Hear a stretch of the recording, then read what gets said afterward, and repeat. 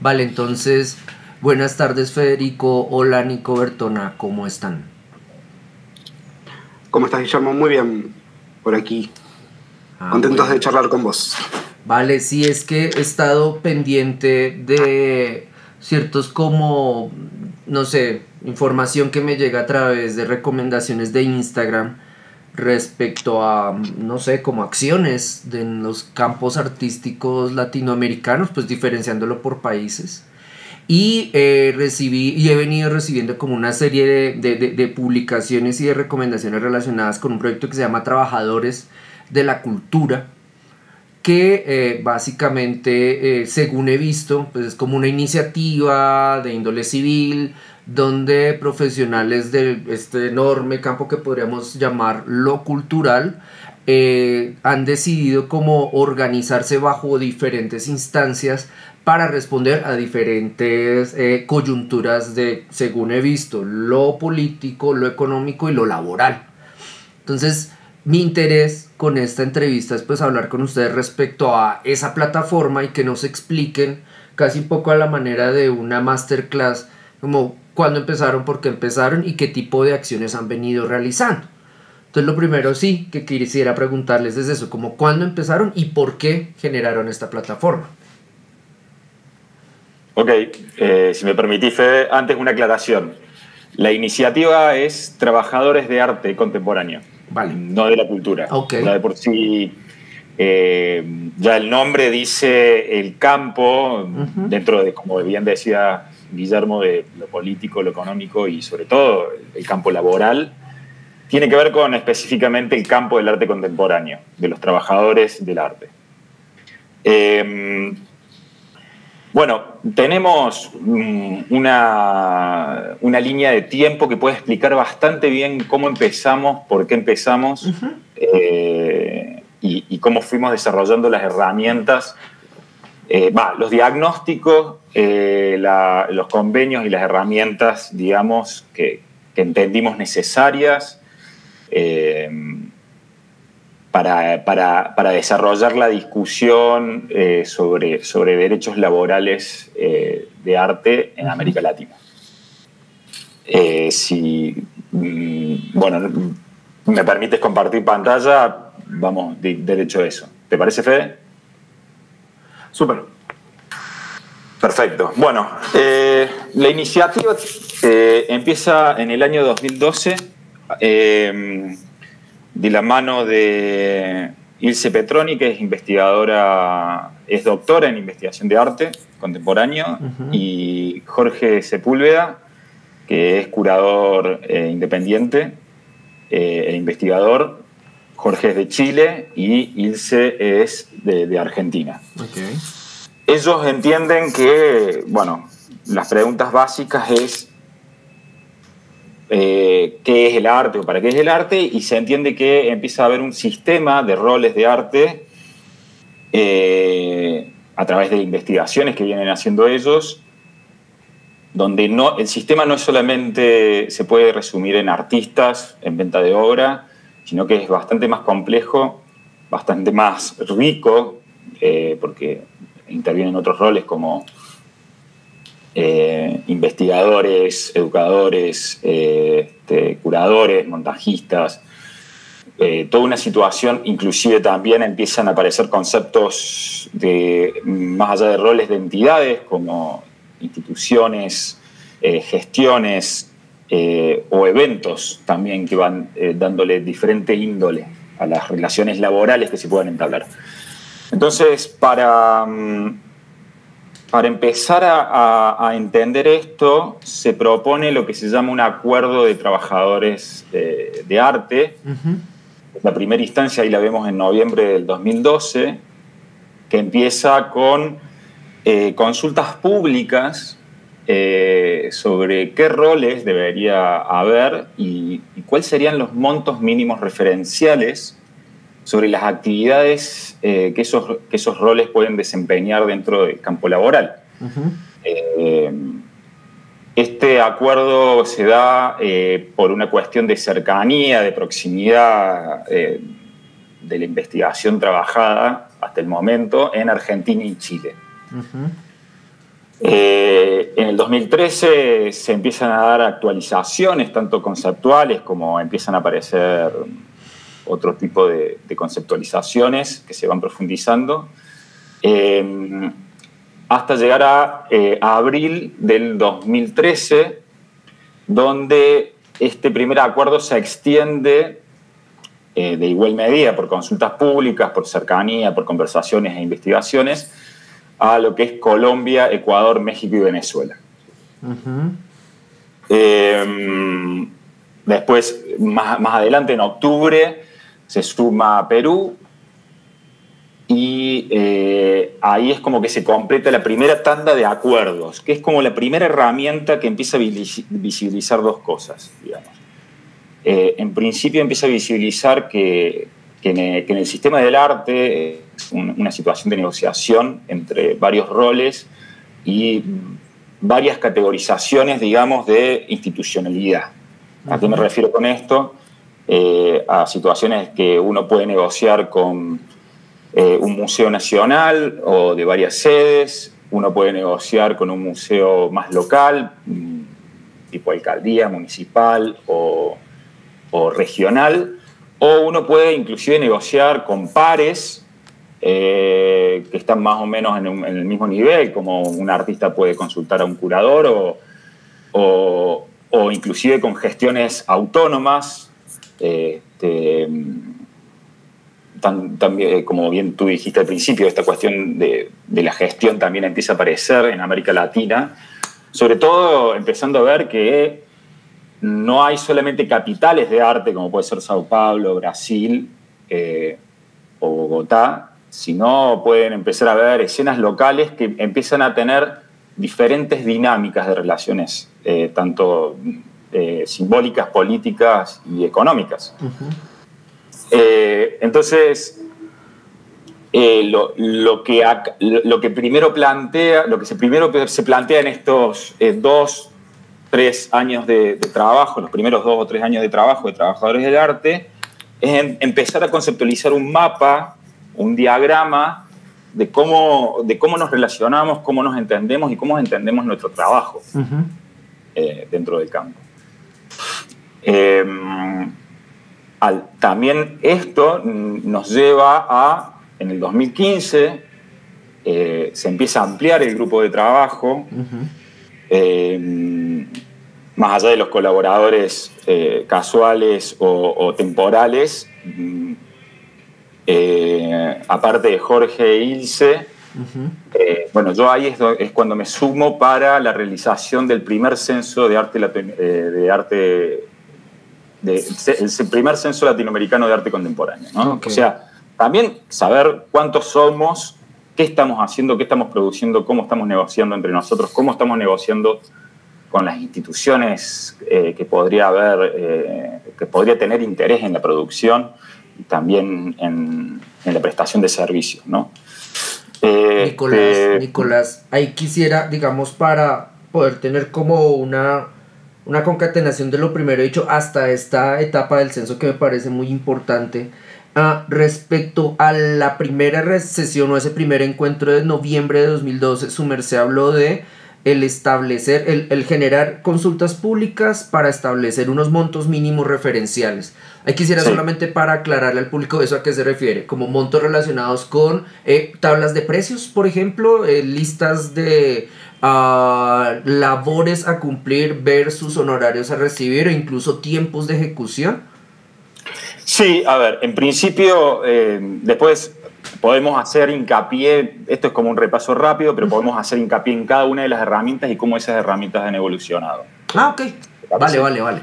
Pero sí, pero era, a ver, tiene toda la fisonomía de un tarifario, ya, ¿no?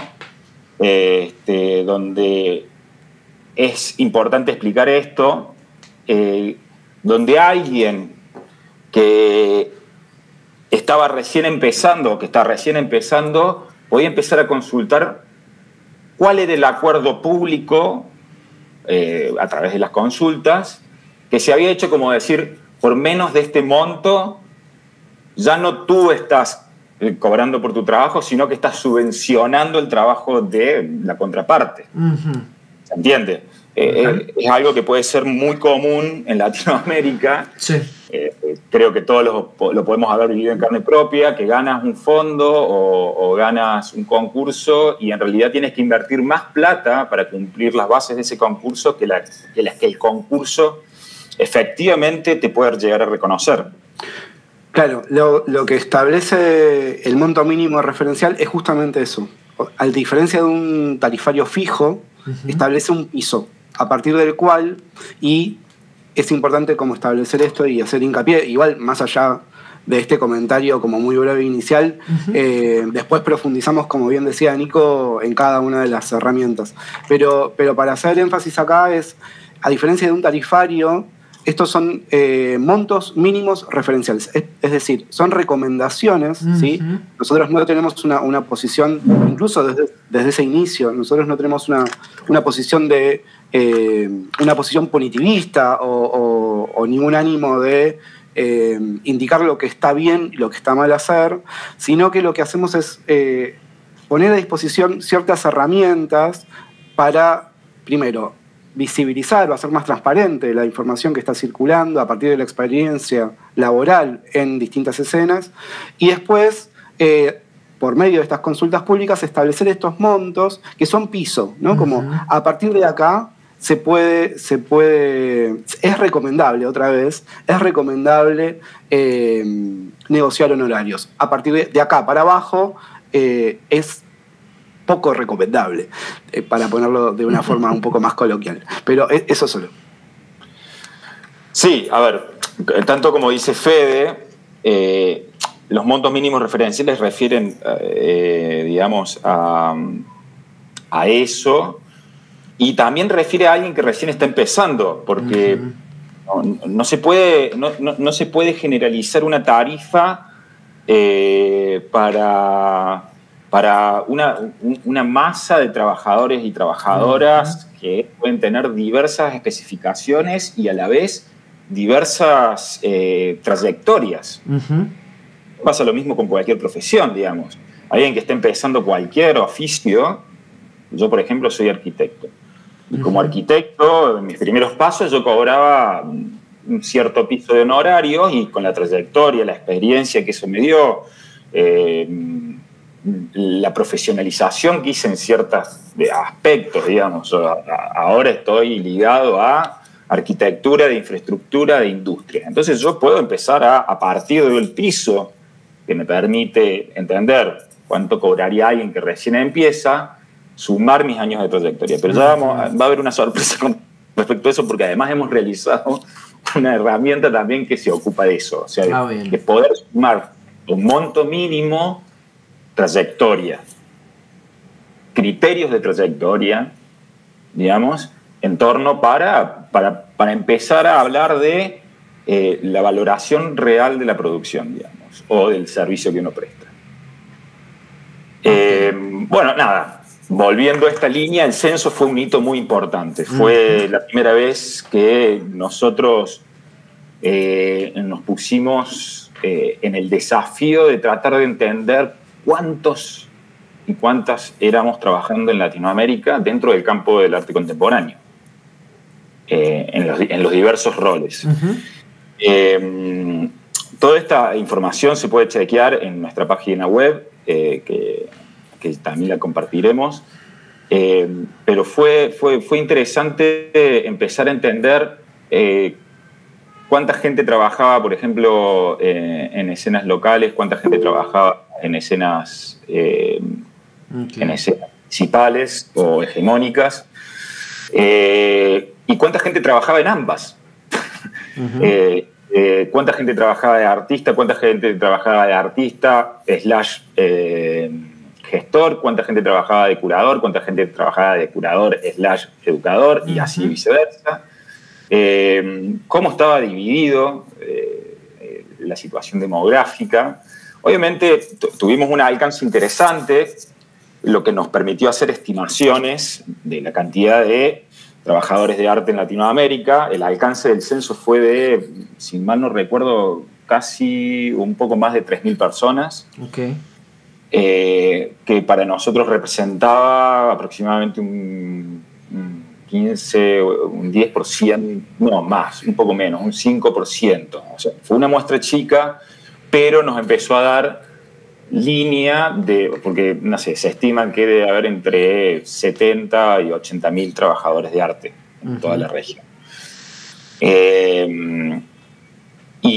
Pero lo interesante de esto fue las primeras preguntas que pudimos hacer como punto de partida para volver a hacerlas en una cierta cantidad de tiempo, como trabaja la modalidad del censo, a ver cómo eso se había modificado, ¿no? Si seguimos en la línea de tiempo, van a ver que empiezan a aparecer, bueno, las actualizaciones de los primeros acuerdos tomados, se iban actualizando conceptos, se iban actualizando montos. Esto por los vaivenes de los periodos económicos de los países, íbamos haciendo estas actualizaciones. Acá vemos que tenemos un salto muy grande, del 2015 al 2020. Ahí la iniciativa entra como en una especie de invernación, digamos, de desarrollar, porque es un periodo que en Latinoamérica empieza a haber como muchos fondos por parte de gobiernos de la región aplicados hacia la cultura y por ende decantados también al arte contemporáneo. Entonces, no nos vimos tan demandados en esos momentos, en realidad no nos vimos demandados en esos momentos, y entró como en un parate. Hasta el 2020, pandemia, donde empiezan a haber un reclamo porque se empieza a desnudar la precarización que estaba viviendo el sector, digamos, en torno a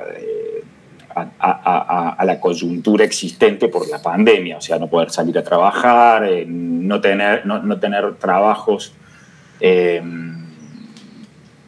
en blanco o en su mayoría con algún contrato que pueda solventar, no tener fondo de pensión, o sea, situaciones que empiezan a desnudar algo que nosotros veníamos viendo desde el principio, que es la precarización del sistema de arte, del trabajo en el sistema de arte. Es por esto que nosotros proponemos hacer una asamblea de trabajadores y trabajadoras de arte contemporáneo. Esta asamblea se da el 30 de mayo, donde tenemos más de 300 participantes, y se toman dos definiciones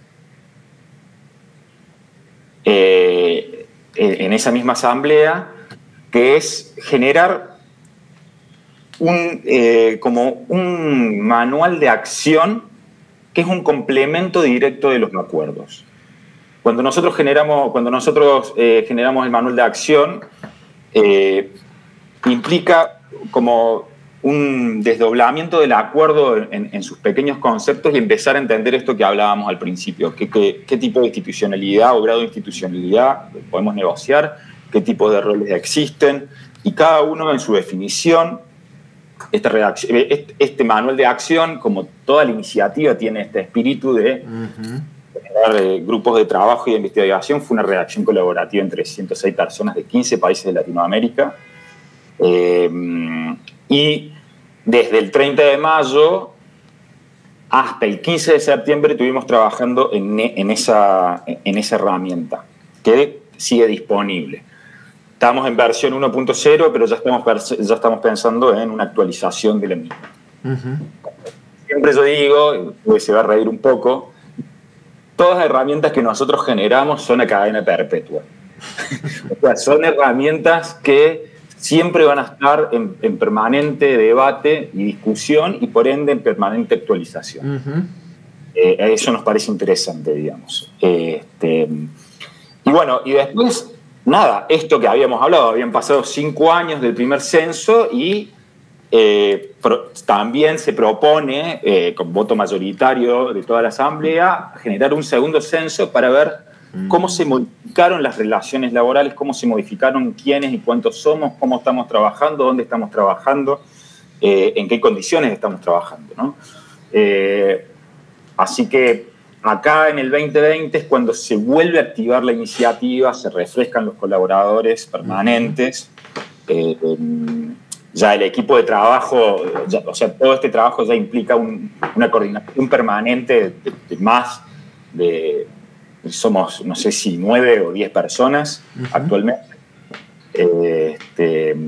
Y este censo, a diferencia del otro, empieza a generar grupos de debates autónomos locales. O sea, se empiezan a generar a la vez del grupo de coordinación general, el cual somos 8 o 9, se empiezan a generar estos grupos autónomos locales que empiezan a entender, o sea, se empiezan a apropiar, digamos, de la herramienta para hacer las preguntas de su propia escena. Porque una de las cosas que nosotros entendemos es mejor aquel que está pisando la escena que nosotros como coordinación poder contarla sin entender realmente las relaciones o las dinámicas de esas escenas. Claro, acá quisiera hacer un comentario. Sí, hasta acá lo que vamos viendo es que esos mismos principios que inician en 2012 de investigación mediante consulta directa y contacto directo con los trabajadores y trabajadoras de arte en cada uno de estos territorios, en cada una de estas escenas, y a partir de esa investigación, la construcción de herramientas que, otra vez, ¿no?, como activen esa información mediante debate, mediante inclusive aplicación práctica a la hora de la negociación, esos mismos principios se llevan a un grado más de desarrollo. Por eso la actualización de los acuerdos, que es la primera acción, por eso el desarrollo y redacción de este manual de acción, que tiene como inicio el acuerdo, pero después también tiene todo un despliegue conceptual y todo un despliegue teórico y práctico, y una sistematización de esa investigación, y después el retomar el trabajo del censo, que vuelve a aplicar esas mismas preguntas y que vuelve a preguntarnos sobre la información que acabamos de brindar nuevamente.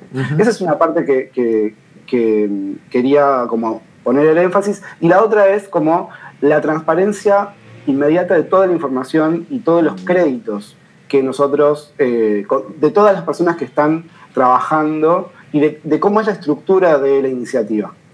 Esas 106 personas que mencionaba Nico en la redacción del manual están en la primera página del manual, así como las personas que trabajaron en los equipos del censo, así como cada una de las personas que colaboran en las iniciativas, que hace que sea una estructura bien permeable y que sea una estructura accesible.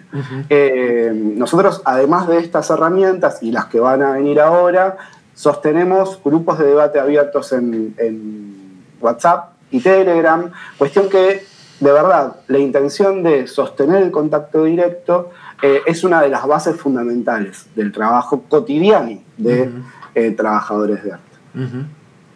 Bueno, acá me voy a permitir una licencia, me voy a ir un poco de esta línea de tiempo, y para más o menos graficar lo que Fede dice, también tenemos este mapa que lo hicimos a finales del 2020, que es el mapa de colaboradores y colaboradoras de trabajadores de arte desde el 2020, con más o menos las situaciones. Por ejemplo, acá están todos los redactores y revisores del manual de acción, redactores y redactoras, y también están aquellos que trabajaron en el grupo del segundo censo en Argentina.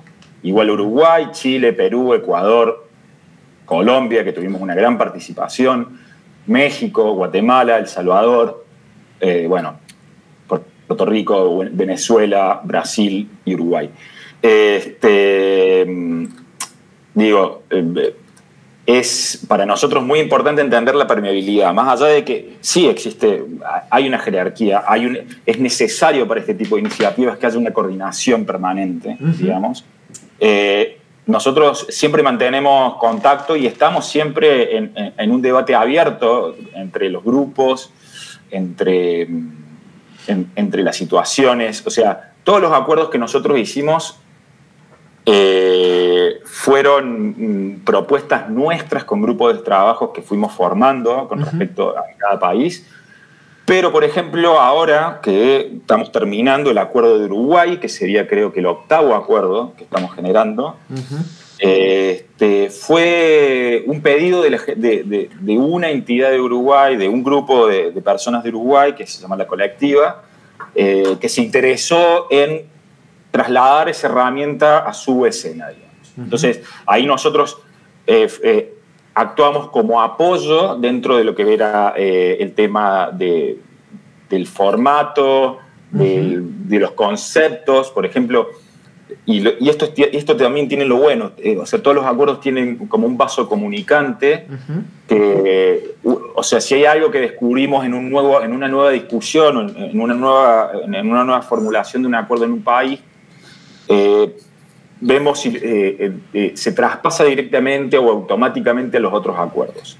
Por ejemplo, en el acuerdo de Uruguay hay una ley específica para el droit de suite, o el derecho, digamos, el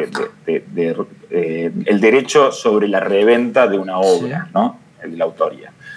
Y ahí nos dimos cuenta que México también tiene una ley parecida, y creo que había otro país que también lo tenía, no lo recuerdo en este momento. Entonces, se les consultó cuando se hagan las actualizaciones nuevas del Acuerdo de México, por ejemplo, va a aparecer con el link directo a la ley que dice que puedes cobrar droit de suite, digamos, y el porcentaje estipulado. Eso nos pareció muy interesante, digamos. Digo, en una pequeña anécdota, más o menos se refleja cómo cada acuerdo va actualizando, digamos, todos los otros acuerdos por falta o por coincidencia, ¿no? Sí, volvemos a la línea de tiempo. Bueno, lo que dije, si hicimos una asamblea, había que hacer la segunda. Hicimos la segunda asamblea de trabajadores, presentamos el manual, empezamos a presentar los primeros datos del segundo censo y la comparación con el primero. Después hicimos consulta pública de 6 acuerdos, esta cuestión de actualización permanente. Acá es donde aparece el acuerdo de Brasil, sumándose, y la actualización de los 6 acuerdos anteriores.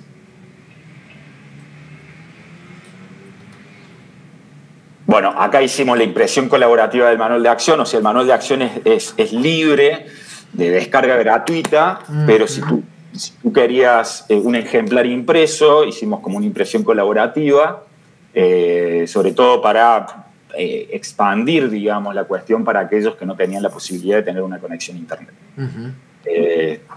Y acá en la tercera asamblea, que se da en el 29 de mayo del 2021, presentamos lo que es la calculadora de presupuesto.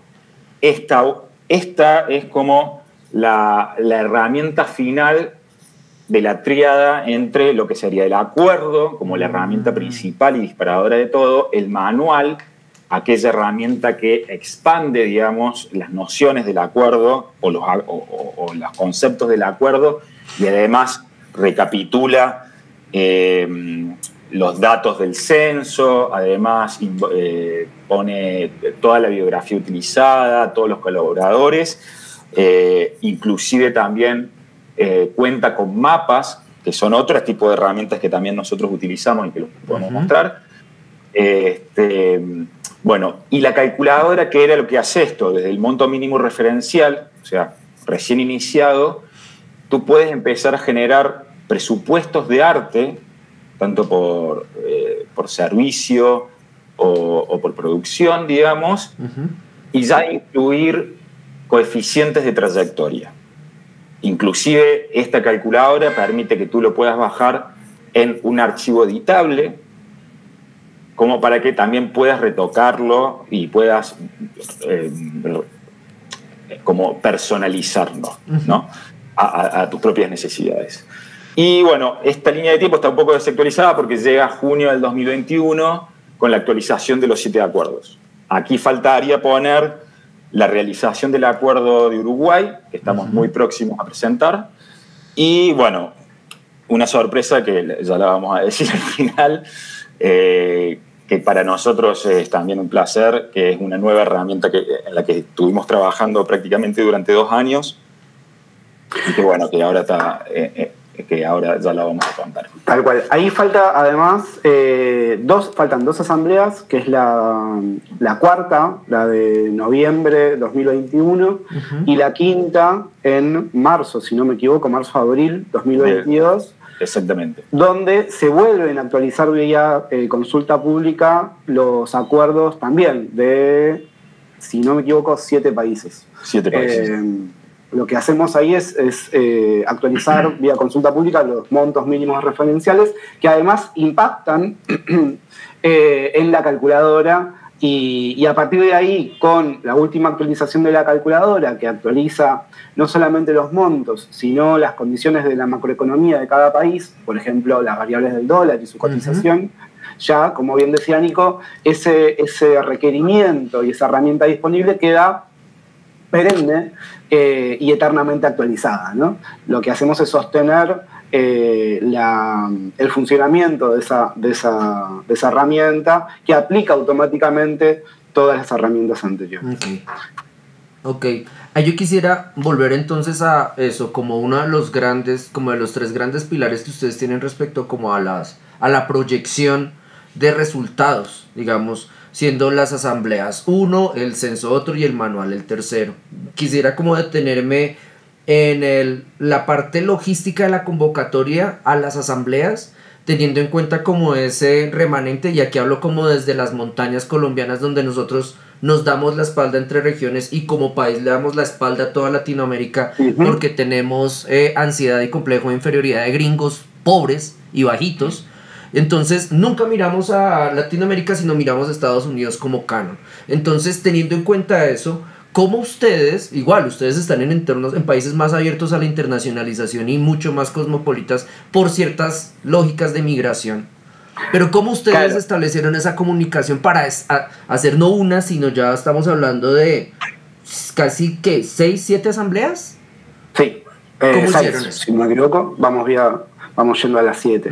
En realidad, demos un paso, digamos, para atrás, abramos un poco la mirada y retomemos ahí la noción de continente archipiélago de Walter Zanini, este teórico, uno de los primeros curadores brasileros.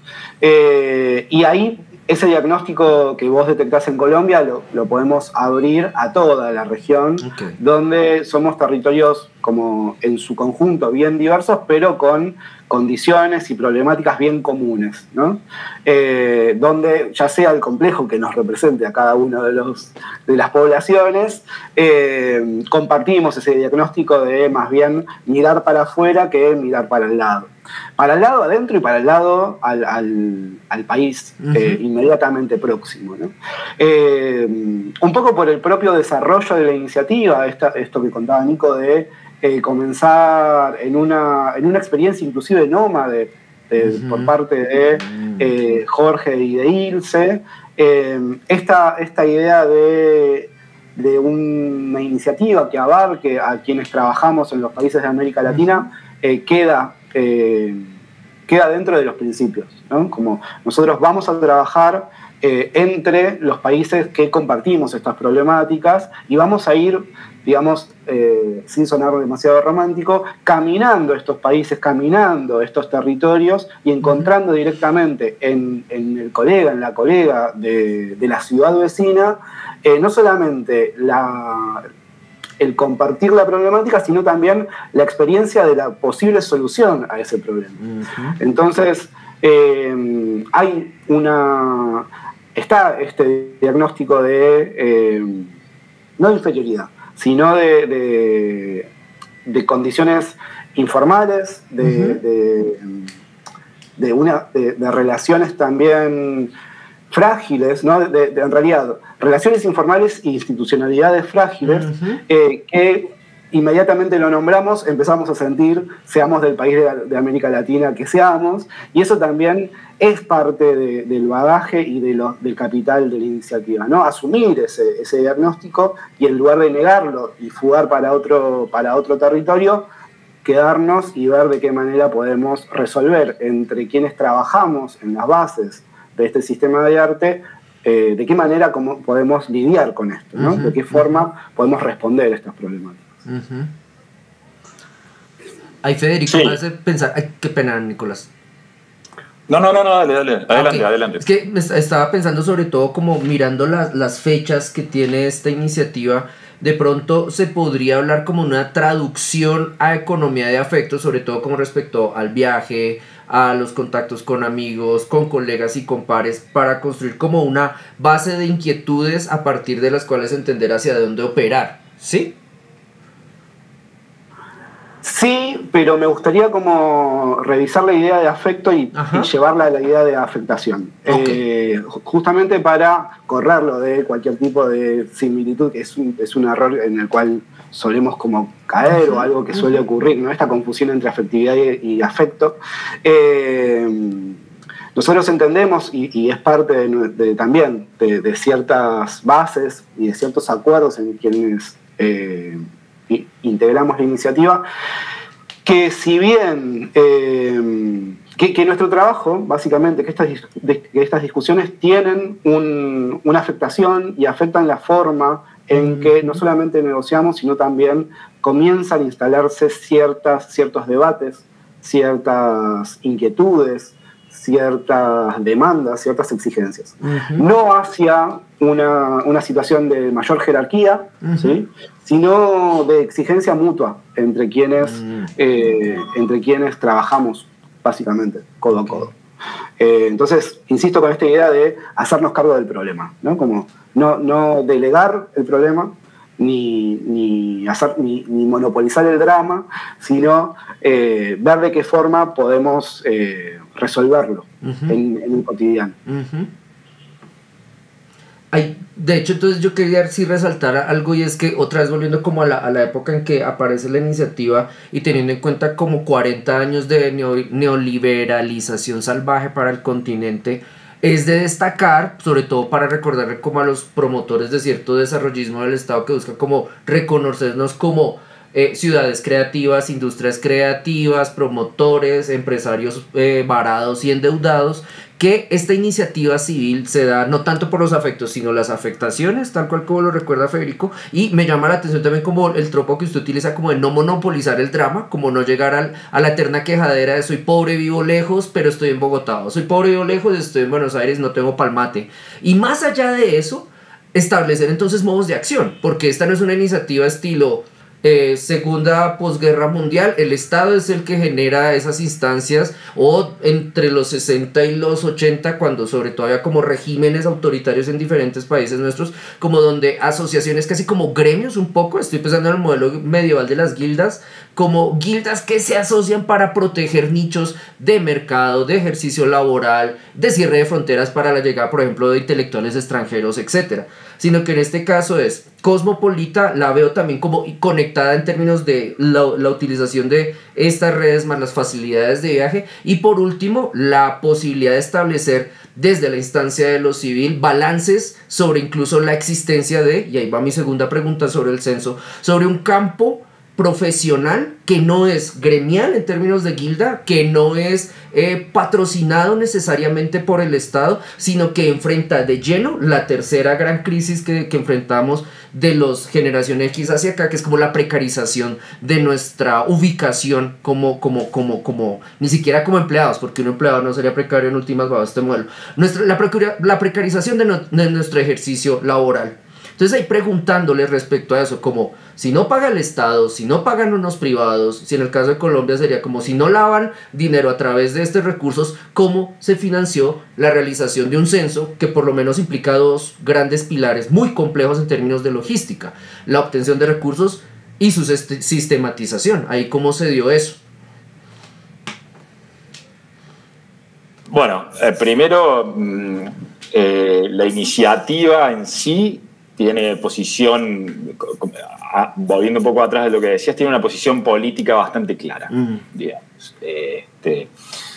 Nosotros vamos hacia la acción política, ¿no? Okay. Entendemos que esa es la responsabilidad. Y la primera responsabilidad, en 20 años, nuestro mayor logro es que se hable de trabajadores de arte. Okay. O sea, ya entendernos como trabajadores. Yo creo que ahí hay un quiebre. Y vos podés decir, pero ¿cómo? Si ya está el título, hace 20 años y todo, y todavía en el campo, entre pares, nos cuesta hablar del trabajo en arte. Y nos cuesta hablar del trabajo en arte en términos de decir, no, bueno, pero el trabajo en arte no es tanto trabajo. ¿Cómo que no es tanto trabajo? O sea, tanto trabajo como el trabajo de un dentista, tanto trabajo como el trabajo de un contador, de un barrendero, es trabajo. Inclusive dentro de las instituciones de arte hay asalariados que están dentro de la cuestión del mantenimiento del edificio, y los artistas, como tú dices, estamos en la lógica del Rappi, del Uber, o sea, entonces, ¿qué es tan importante? ¿Darle más mayúscula a la A de artistas o entender que somos trabajadores, al igual que cualquier otro trabajador? Eso a mí me parece, en lo personal, y creo que es parte también de la insistencia de la iniciativa, el hecho. Todos los que trabajamos en coordinación hemos puesto capital de trabajo. O sea, hemos puesto, digamos, hemos dado la remuneración que no tenemos porque trabajamos ad honorem, digamos. En este sentido, trabajamos por entender que este trabajo va a mejorar inclusive en términos colectivos y en términos particulares e individuales a cada uno de nosotros. Tal cual. O sea, yo me acerco a la iniciativa porque no sabía cómo cobrar mi trabajo. Y la primera herramienta que me llega a mí me dice, mira, no solamente puedo vender obra. ¿Entiendes? O sea, porque puedo ser educador. O sea, no solamente puedo hacer lo que ya venía haciendo, pasa que no lo estaba reconociendo como trabajo, ¿no?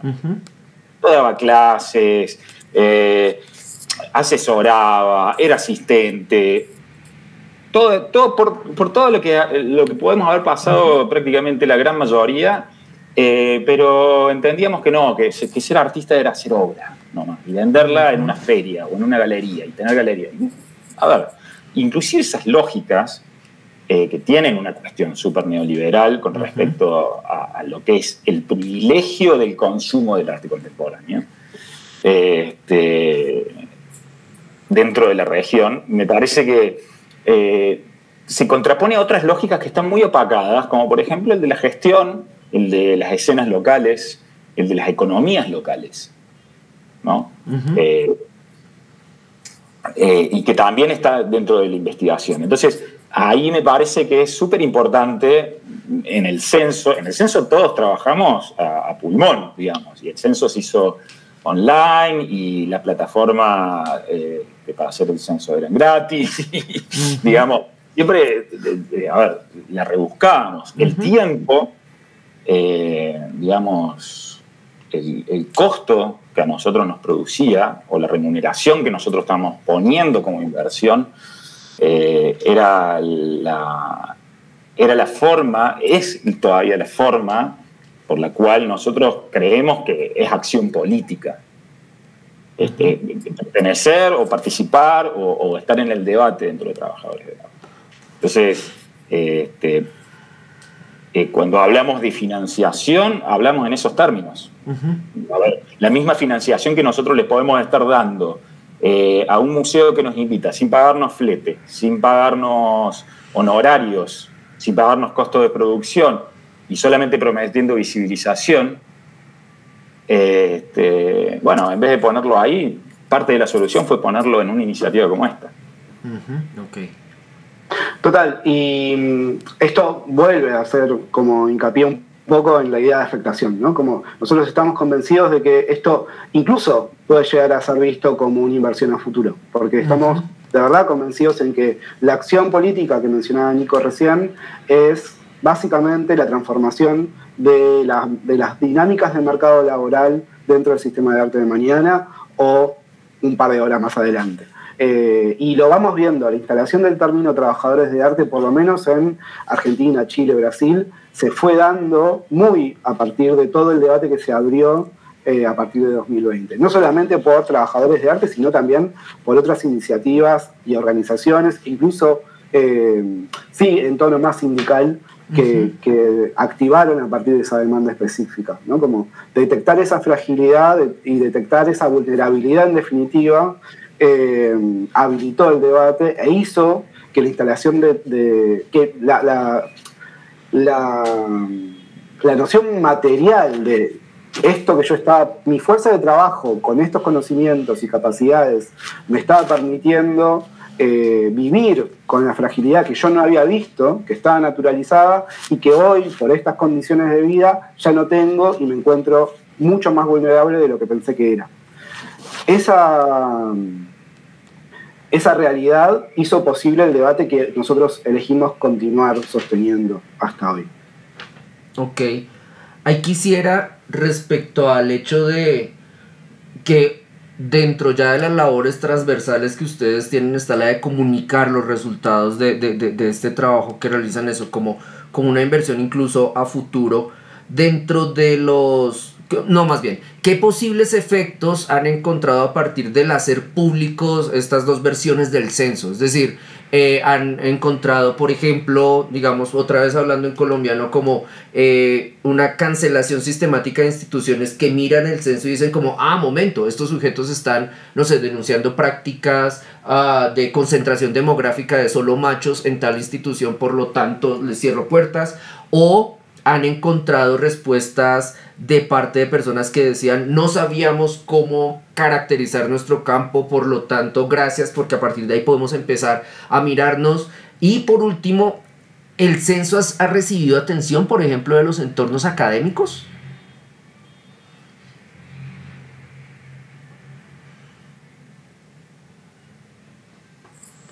Con respecto a, digamos, al censo, si quieres lo podemos ver, déjame buscarlo aquí. Bueno, esta es la página. Acá podés ver todos los acuerdos, podés entrar a cada uno, acá está la parte de manual acción. Y con respecto a los censos,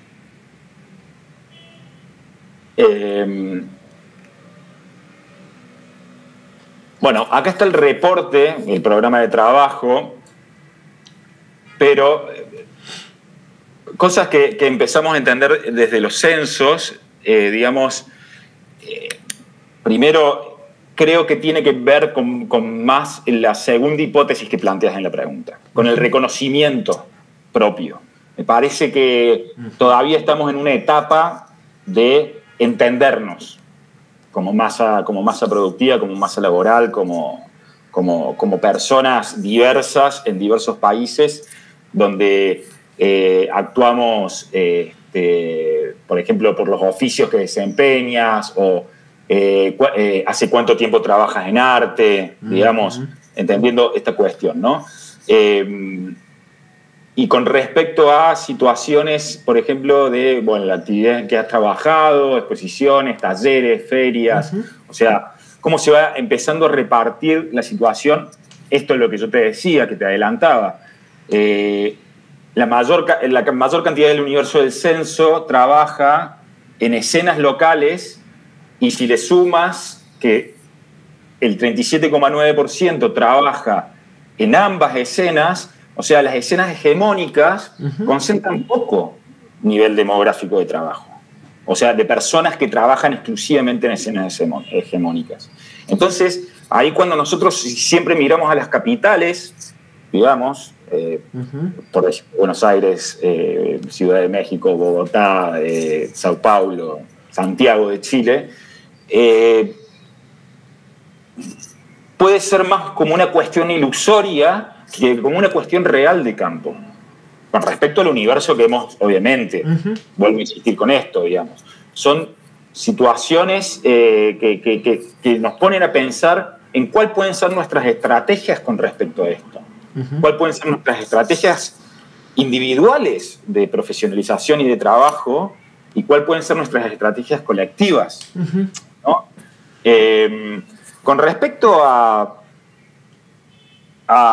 cómo esto ha inferido en las esferas institucionales o públicas, nosotros tenemos como una cuestión de que para empezar a tener negociaciones con esferas públicas o institucionales, hay que tener un grado de confianza que nosotros, que es como un poco, ¿cómo decirlo?, contrapuesto. No porque estemos a favor o en contra, sino porque nosotros estamos tratando de entender las lógicas de trabajo, pero tampoco somos, digamos, los representantes de la voluntad. Nosotros solamente aportamos herramientas y nos metemos dentro de la discusión como pares. Podemos coordinar los gráficos, los resultados, los mapas, podemos coordinar las asambleas y todo, pero digamos, la situación de qué hacer con las herramientas o para qué usarlas ya escapa. No obstante, instamos que aquel que tenga una confianza de relación con instituciones públicas, aquel que sea un funcionario o funcionaria y quiera, obviamente, levantar estos datos y hacer algo al respecto, por supuesto. Los datos son libres y gratuitos en ese sentido. Entonces, volviendo a esas dos hipótesis de pregunta que vos generabas, me parece que estamos como en esta cuestión, no sabía dónde estaba inmerso, no sabía qué cantidad de roles, no sabía cómo era la caracterización de mi campo laboral, tanto en mis acciones como en las acciones con la gente que parece que no trabajo, pero estoy trabajando todo el tiempo. ¿No? Bueno, todas estas situaciones están libres para descargar, digamos, en cuanto y en tanto el censo. Y después otra cosa que decías con respecto a relevamientos, digamos, que pueden ser interesantes, tiene que ver con esta cuestión de los mapas, digamos. Como los mapas que están en constante actualización de aquellas personas que se identifican como artistas, como curadores, como gestores, como investigadores en Argentina, en Uruguay, en Chile, y esto se va actualizando a través de la plataforma BADB, que es una plataforma, digamos, tipo Wikipedia, de arte contemporáneo, donde cada uno puede ir agregando información libre sobre eventos, personas, instituciones y las relaciones que tienen entre ellas. Por ejemplo, yo como artista estuve en tal museo con tal curador, entonces yo puedo relacionarme a mí como al curador, como al museo, con un evento. ¿Se entiende? Entonces eso va generando como esta red, digamos, donde empieza, bueno, a aparecer estos mapas que nos parecen súper importantes de trabajadores y trabajadoras, mapas de escenas locales, cuántas escenas locales se llevan registradas. O sea, entender que por cada una de las capitales podemos llegar a tener muchas escenas locales que pueden estar en relación o no a las escenas hegemónicas, o que la relación puede diferir con respecto a la escena hegemónica dependiendo del país. Y después empieza a haber esta cuestión de visibilización, donde, por ejemplo, hemos trabajado con otras iniciativas, en este caso con... era con Proyecto Afro. Proyecto Afro, donde ellos tenían toda una investigación de curadores y curadoras negras, negros o indígenas en Brasil, y que nosotros pusimos a disposición la sistematización de lo que es el mapeo. Entonces, en colaboración también generamos como esta herramienta también de descarga, donde dices, che, a ver, ¿quién está...? ¿Qué curador negro o indígena que esté trabajando temas en ese sentido? Bueno, acá ya con Proyecto Afro generamos esta herramienta donde tú puedes cliquear y puedes entrar al perfil, por ejemplo, en regiones. Nada, estos relevamientos que nosotros vamos haciendo en los mapas también nos parece muy importante, porque empieza a a generar entre conceptos, entre posibilidades, entre roles, entre las funciones que podemos llegar a cumplir, también dónde estamos trabajando, cómo estamos trabajando, cómo están trabajando en otro lado, de qué se están ocupando, cuáles son sus... O sea, es mirar a la capital o al Estado y que el Estado no nos esté mirando la máxima preocupación, o hay otras formas de trabajo que están siendo más efectivas pero menos visibilizadas, por ejemplo. Entonces, ahí me parece que hay un punto importante en cuanto a esta doble situación, ¿no? De lo que decía, yo y mi vecino, mi vecina, yo y mi escena local más cercana o la escena local en la cual estoy trabajando, y cuáles son las dinámicas de trabajo, cuáles son las dinámicas de investigación, cuáles son las dinámicas de producción de eso. Y cómo eso nos va dando un panorama, porque con mayor información, mejores decisiones se pueden tomar. Yo creo que ahí es donde está la clave de las herramientas. Nosotros generamos herramientas para que cada vez haya más información de lo que hacemos o de cómo lo estamos haciendo. No trabajadores de arte, sino todos los trabajadores, digamos. No hablar por la iniciativa, sino hablar por yo como yo me represento como trabajador de arte. Entonces, me parece que ahí está el tema.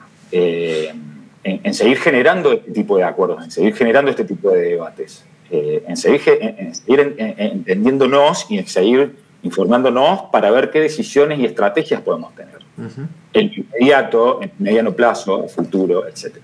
Entonces, tal cual.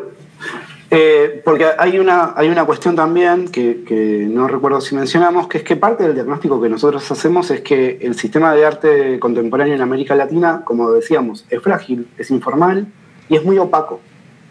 Entonces, como excelentemente decía Nico recién, toda la información que nosotros podamos recabar del intercambio de experiencias y poner a disposición para la propia revisión y para aquellas personas que se están integrando o que tienen mucha trayectoria y todavía no la tenían, es realmente transformadora, ¿no? Afecta realmente el debate, no porque estemos en desacuerdo, sino porque toda esa información es la posibilidad de revisión de cómo estamos sosteniendo y consolidando las relaciones.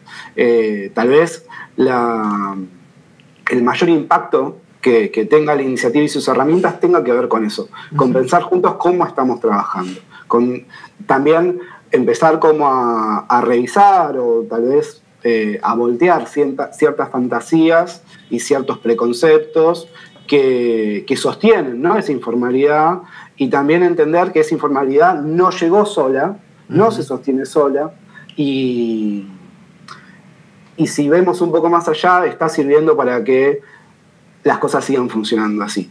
Entonces, disponer de esta información, compartirla abiertamente, decir las cosas que decir, tener las conversaciones que hay que tener, tal vez sea el mayor mérito y el mayor logro incluso la posición ideológica y política más fuerte que tenga la iniciativa.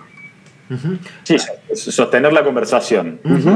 Sí, pues de hecho es como un poco, aquí me parece que ustedes también dan como una definición del carácter político de la iniciativa en el sentido de mayor información, mejor toma de decisiones. Con mayor información oriento mi comportamiento para no seguirme dejando explotar de la Feria de Arte de Bogotá, porque si entiendo que estoy subsidiando a un grupo de ricos que se van a enriquecer además con el contenido que yo doy, de pronto decido dar un paso atrás y no participo. O por otro lado, participo a sabiendas de, bueno, yo ya sé quién se está quedando con los beneficios de mi presencia en su evento. O, tercera posición, que a los argentinos nos gusta mucho, es participo con un contrato con la distribución justa de las injusticias. O sea, porque digamos, el contrato parece mala palabra. Y en cualquier otra profesión, bueno, claro, en cualquier otra profesión no hay contrato, no hay trabajo. Entonces, si no empieza, porque esto es lo que a mí me parece hermoso. Yo tengo como esa dualidad.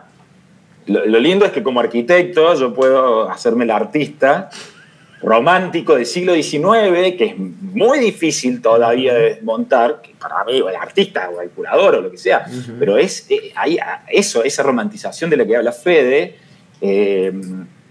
caló muy hondo y sigue calando muy hondo en las economías de ahora, digamos. Esta cuestión del trabajar solo, de la genialidad, de la creatividad, está bien, bueno, a ver, yo no estoy en contra del concepto de creatividad mientras que el concepto de creatividad se siga discutiendo, no se dé por sentado. Entonces, ¿qué es lo que queremos nosotros? Seguir charlando, seguir generando, seguir viendo qué pasan con estas herramientas.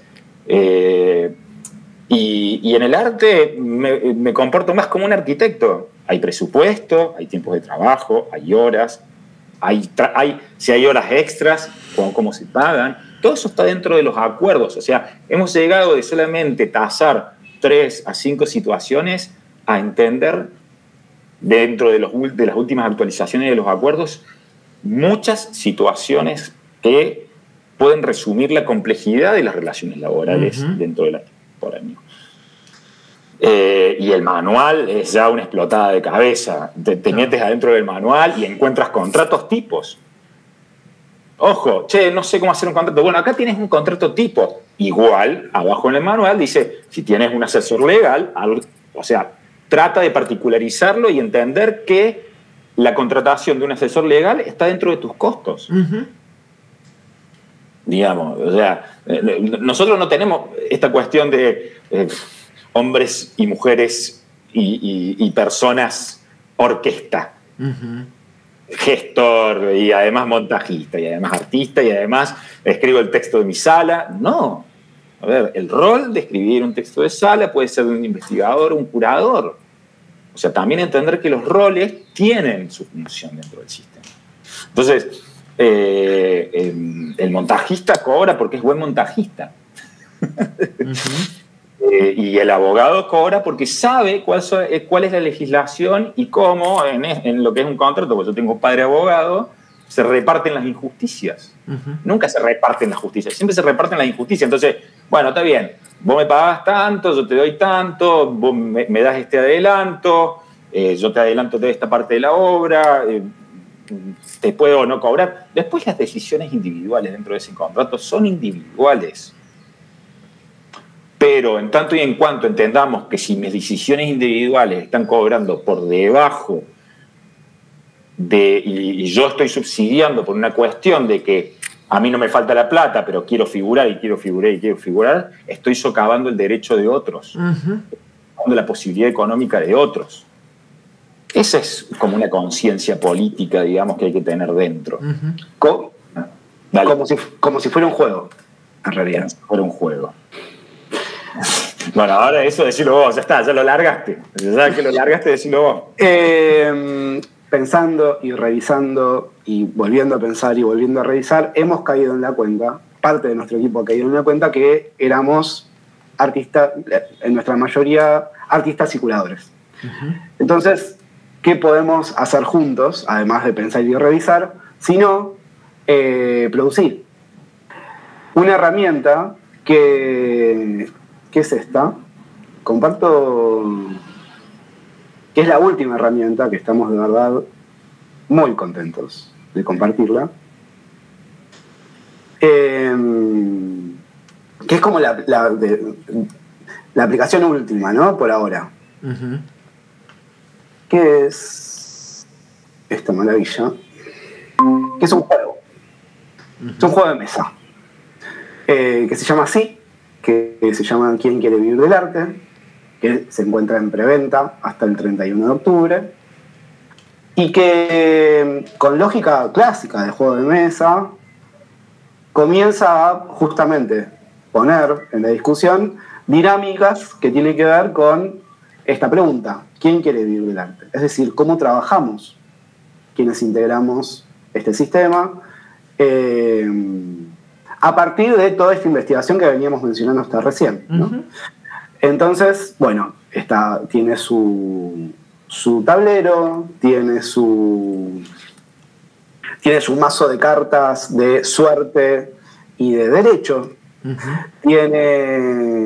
Tiene su tarjeta de trayectoria, donde justamente uno va como trabajador o trabajadora del arte, va construyendo un perfil de su propio rol, y justamente esto va hacia que quien gana este juego es quien tiene el rol más perfilado, es decir, que más coincide su desarrollo profesional o sus tareas y capacidades con uno de esos roles que tienen que ver con una profesión, ¿no? con un conjunto de conocimientos y capacidades, como decía recién.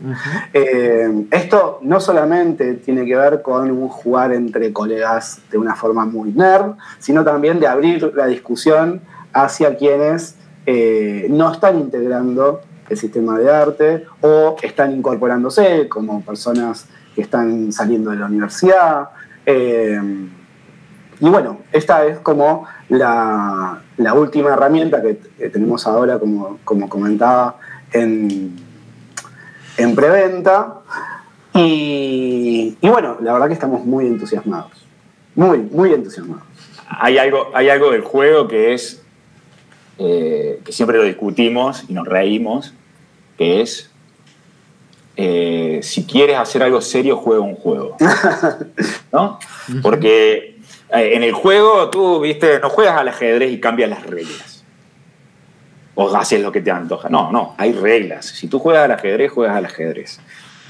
Hay estrategia, hay suerte. En el ajedrez no tanto, pero digo en el Monopoly. Y además hay fantasía. Por ejemplo, en el Monopoly, ¿cuál es la fantasía del Monopoly? ¿Qué es lo que te permite generar? Sos un magnate inmobiliario. Puedes comprar y puedes acumular y puedes monopolizar la ciudad y cobrar. Y tu objetivo es monopolizar. Inclusive en investigaciones que hacíamos para este juego, entendí, el Monopoly viene previamente, es un juego socialista o comunista, para mostrar cómo en realidad funcionaba el monopolio y la destrucción, digamos, del monopolio, digamos, o sea, el capitalismo salvaje, ¿no? Bueno, a ver, nosotros en este juego proveemos una fantasía que tienen muchos, no solamente artistas o trabajadores de arte en su conjunto, sino una fantasía que tiene mi madre. ¿Quién quiere ser artista? ¿Quién quiere ser curador? ¿Quién quiere ser educador o galerista? Porque son los varios roles que uno puede encarnar. Entonces, digo, si podemos imaginar ser magnates inmobiliarios, ¿por qué no podemos imaginarnos en un juego de arte siendo un artista o siendo un galerista? Y lo que nos pareció interesante es que la jugabilidad del juego a la vez tiene su pedagogía por detrás. Las estrategias, o sea, tú sabes que jugando el Monopoly hay estrategias. Bueno, si tenés los medios del tren, y bueno, cobras, y además, si compras barato, podés cobrar hasta cierto punto, pero si compras las más caras, pero son más difíciles, entonces la estrategia va variando, pero tu estrategia es, bueno, ganarle al otro. En este juego, en realidad, tu estrategia es perfilarte a ti mismo negociando con el otro. Obviamente tiene que haber sangre y gana uno en el modo competitivo, pero también tenemos un modo de juego cooperativo. Entonces, puedes jugar. La idea de este juego, que es como un producto, se vende, tiene que ver como esta cuestión de una herramienta tipo como el manual impreso. Pero lo vendemos porque si no, no lo podríamos producir. Y que nos parece interesante, y con la mayoría de la gente que lo testeamos, o sea, con una vez que lo testeamos, la que ganó era una diseñadora gráfica, que le había tocado el rol de educadora. Cuando le tocó el rol de educadora, dijo, uy, no, qué bajón, no, sí, era educadora. Uy, no, qué bajón. Y cuando empezó a entender el juego, ganó, porque se puso, o sea, y ya no le importó si era educador, si era esto, si era lo otro, pero sí entendía cuál era el perfilamiento del educador, en qué trabajo sí debía aceptar, qué trabajo no le convenía aceptar, porque no todo trabajo es bueno. ¿Entiendes? Entonces, ahí nos pareció muy interesante y estamos, bueno, muy, muy, muy contentos con esta situación. Había una pregunta que les hice y no me respondieron, pero creo que con con este inicio de presentación del juego ya un poco, y es que yo les había preguntado como la relación con universidades, como, no sé, los mapas, los censos, los resultados de los censos, incluso las deliberaciones de asamblea habían sido sometidas a investigación académica, pero me parece que tal cual como ustedes plantean el juego, lo presentan, lo desarrollan e incluso lo ponen en circulación, se relacionan con un tipo de comunidad no necesariamente cerrada como la académica, no necesariamente especializada como la académica, sino más especializada como en el devenir de la economía de la afectación, para establecer eso.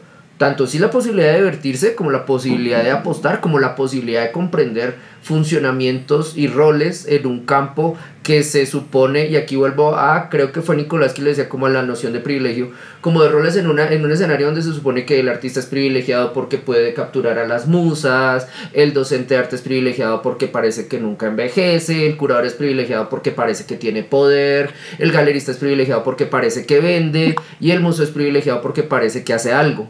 Entonces, se pasa un poco de lo metafísico de todas estas afirmaciones a suposiciones, la noción de fantasía que ustedes recuperaban, para eso de manera nerd, es decir, especializada a partir de vivencia y de también como de una concentración en la afición del consumo, a llegar eso, a definirse como ve y qué significa ser docente. Yo estaba imaginando ahorita que usted lo decía con el ejemplo de esta dama, como cómo sería jugar ese juego entre docentes de artes de acá de Bogotá que odian dictar arte y que lo ven todo el tiempo. Es como, ven, juega que eres un docente de verdad y eres tal cual eso, el que odia, y cómo se perfilará como, ve, y porque está estudiando doctorados y odia ser artista, etcétera, paradojas de la escena. Excelente. Sí, una de las cosas más divertidas que tuvo la producción del juego, que obviamente el juego tiene su canal de TikTok, y por supuesto, porque entendemos también que ya de hablarnos entre nosotros, que tenemos más de 30, ya es como basta. Y entonces, si bien consumimos también TikTok, hay otra comunidad que está ahí, y también estamos desarrollando contenido, ¿no? En relación a ese otro segmento, para usar una palabra un además poco... que viene con una potencia, ellos nos van a reemplazar y son masivos, porque están egresando en forma de muchas universidades y programas. Totalmente. Bueno, un poco lo más divertido que tuvo la producción del juego y el diseño del juego fue recuperar la anécdota, ¿no? Como recuperar la anécdota otra vez, ¿no? Incluso en términos micropolíticos, de decir, che, este rol me hace mucho acordar a este personaje que conocí en este proyecto que compartimos. Y entonces, a partir de esa anécdota, como siempre, con la responsabilidad del caso, ¿no? De seguir articulando información, seguir disponiendo y construyendo herramientas para el debate, también darnos la licencia de poder servirnos un trago, pasar un buen momento y buscar otra dinámica de la propia herramienta, ¿no? Como, bueno, ¿cómo podemos aplicar todo esto que construimos? Que hicimos un libro, hicimos todos estos mapas, bueno, sábado a la noche, domingo a la tarde, ¿qué podemos hacer? ¿No? ¿De qué otra forma podemos seguir permeando en el imaginario de esta comunidad que integramos, ¿no? Y de quienes también están llegando, como bien decías? Porque siempre está la anécdota, siempre está el chiste, siempre está la caracterización, y siempre está esa sonrisa, y siempre está como esa reconstrucción automática de ese personaje que nos estamos acordando los tres en este momento, que son tres personajes totalmente diferentes, pero que da con el physique to roll a la perfección, ¿no? Eso también es construir un diagnóstico conjunto, ¿no?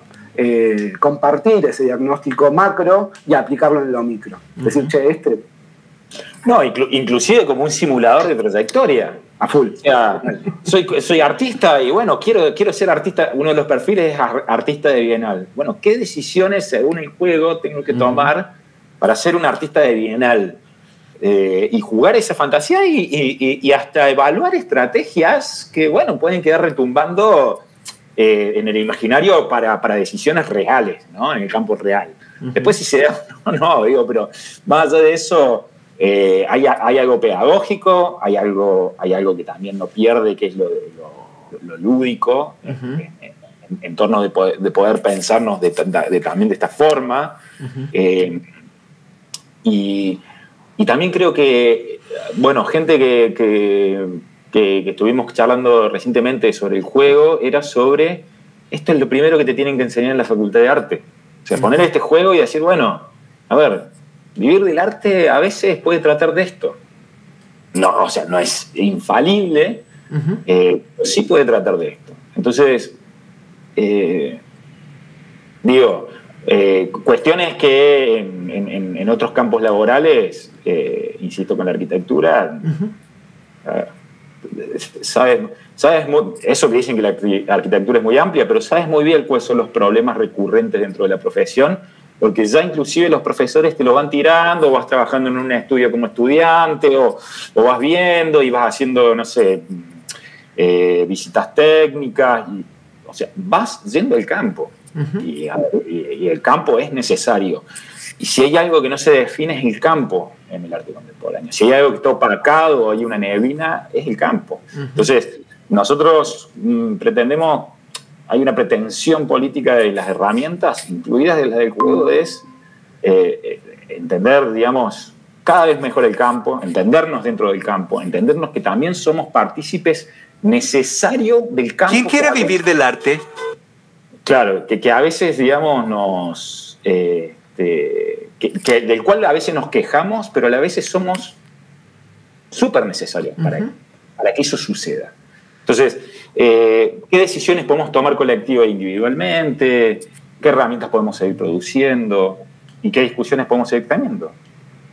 Creo que por ahí está. Quería, como para cerrar también esta conversación y recuperar un poco eso que su merced destacaba respecto al acuerdo de Uruguay y el hecho de que se encontraron con la idea de la norma, la ley de derecho de reventa, y que después se actualizó respecto a otros países. ¿Incluyen eso en el juego y cómo lo incluyen? Sobre todo pensando en que hay países, y aquí hablo también como desde mi contexto, donde esa noción es como un ideal, como, ay, tan rico que cuando alguien revenda mi obra yo llegue a ganar, qué increíble sería. Y por otro lado, el hecho de que esa misma o ignorancia respecto a la norma o ausencia de la norma lleva, por ejemplo, a acciones resignadas y de naturalización, como de, pues nada, me dejo explotar porque todo bien, el que tiene la obra tiene el objeto y pues yo ya perdí, y él está vendiendo un bien tal cual por el cual pagó y tiene derecho a enriquecerse, y yo tengo derecho a verlo pobre desde el andén mientras él va en carro y me echa agua con el carro. Entonces, ahí en ese punto, ¿cómo integran ese elemento que en muchos contextos tiende a ser como un imponderable? Hay dos mazos de cartas que son suerte y derecho, porque justamente un poco el juego se da en la intersección de esas dos cosas. Y el mazo de suerte tiene que ver con eso que uno justamente no puede manejar, como por ejemplo, catástrofe climática en la ciudad, se pierde toda la obra, o catástrofe climática, no tenés seguro de obra, se pierde todo. Entonces, o perteneces a una asociación, asóciate y paga la membresía. Hay uno que es muy bueno, que tiene que ver con estos imponderables, ¿no? Que me parece que ejemplifica. Naciste en un país donde la universidad no es pública. Okay. Tienes que pagar tanto al presupuesto. ¡Chau! O sea, pregúntale a cualquier chileno, no sé en Colombia cómo es la situación, pero pregúntale a cualquier chileno y vas a ver que te dicen, sí, es así, con resignación. O sea, y ese es un imponderable porque ellos no eligieron nacer en Chile. Como nosotros, argentinos, que la tenemos pública, no elegimos nacer en Argentina. Claro. Entonces, ahí es causa-efecto del imponderable. Vendiste una obra, hay otra que creo que es, vendiste una obra donde se reconoce el droit de suite. El presupuesto te paga lo que tires de dados de reventa de obra. Entonces, tira los dados, bueno, gané, no sé qué. Pero te puede tocar, pero naciste en un país que no tiene universidad pública, tienes que pagar. Bueno, eso es vivir del arte. Total. Digamos. hay situaciones donde te enfrentas con la situación actual, hay situaciones donde te puede tocar una situación ideal, y hay situaciones donde te puede tocar una situación muy catastrófica que termina siendo bastante real. Entonces, creo que por ahí va, digamos, y tú vas en esa carta de derecho y suerte también cayendo en eventos y organizaciones donde ahí sí tienes la posibilidad de decidir. Okay. Tal cual, porque ahí podés primero decidir la básica, que es si participás o no, es decir, si percibís un ingreso o no, o si pagás o no, pero también tenés la posibilidad, en el hecho de participar en un evento, de contratar y negociar contrataciones con otro jugador o jugadora. Y ahí, en esa negociación se ve, ¿no? Como ahí estamos ejecutando en una especie de situación de teatro foro, como desarrollando papeles y roles y viendo de qué manera articulamos y negociamos y disponemos del capital circulante. Porque si yo cobro 2 y Nico, si yo cobro, ponele la media es 50 y yo pretendo cobrar 2 y Nico quiere cobrar 60, si yo efectivamente cobro 2, lo que estoy haciendo es destruir el mercado laboral. Entonces, y en el caso de la secuencia es muy sencilla, la relato. Es quien cae en esa casilla, elige si participar o no. Si elige participar, elige contratar o no. Se negocia. Una vez que ya se negocia y se contrata, se tira los dados y en el caso de par, éxito, impar, fracaso, digamos, ¿sí? Se vende, no se vende, u otras variables, y quien trabaja contratado cobra siempre lo que se negoció, y en el caso de éxito, quien participa y contrata adquiere años de trayectoria, y si no adquiere años de trayectoria. Entonces, de esa forma se ejecuta ahí y se legitima, por un lado, la experiencia laboral, ¿sí? Y el reconocimiento, y por el otro lado, permanentemente estamos haciendo énfasis en la necesidad de reconocer el trabajo del otro mediante una transacción económica, financiera. Además, el juego está plagado de imágenes de la cultura latinoamericana realizados por Guillermina Bustos, y tiene un diseño increíble, gráfico, de la mano y de la cabeza del querido acá Nicolás Bertona. Es de verdad es un chiche, como decimos acá, es de verdad un producto que nos tiene muy contentos. Okay. Vale, entonces yo creo que si quieren cerrar con algo o si no, si nos pueden recordar porfa por dónde los pueden contactar. ¿Cómo no? Sí, ahí, mira, Fede dejó aquí en el chat, lo puedes transcribir después en la conversación y la grabación. Nuestra web de la iniciativa es trabajadoresdearte.com, todo junto, y ahí vas a encontrar las distintas pestañas que fuimos revisando, donde está el manual de acción, donde están los acuerdos actualizados, los acuerdos por país. En la parte de nosotros está los foros abiertos de WhatsApp y los links para ingresar. Por ejemplo, hay uno de Colombia seguramente, donde te puedes ir enterando y puedes ir también proponiendo discusiones. Y nada, por supuesto, más que abiertos a cualquier otra instancia, digamos, que creas necesario, Guillermo, o con el grupo que estés trabajando. Nosotros siempre estamos en la medida de lo posible disponibles. Si no somos nosotros, verás otras dos caras, o verás una repetida y otra no, digamos, pero siempre estamos como así, de gira, porque entendemos que las vinculaciones y los encuentros son muy importantes. Y también así vamos generando esto de lo que hablábamos, afectividad, o sea, de cómo nos afectamos mutuamente. Entonces, para eso nosotros siempre predispuestos. Ok, muchísimas gracias entonces. Muchísimas gracias a ustedes y estamos ahí, en contacto. Vale, que estén muy bien. Chao. Hasta luego.